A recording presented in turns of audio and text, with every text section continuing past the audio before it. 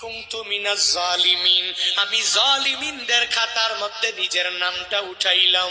দুনিয়ার কোন ব্যক্তি এই বিপদ থেকে আমারে বাঁচাইতে পারে না, দুনিয়ার কোন ব্যক্তি এই মুসিবত থেকে আমাকে বাঁচাইতে পারে না।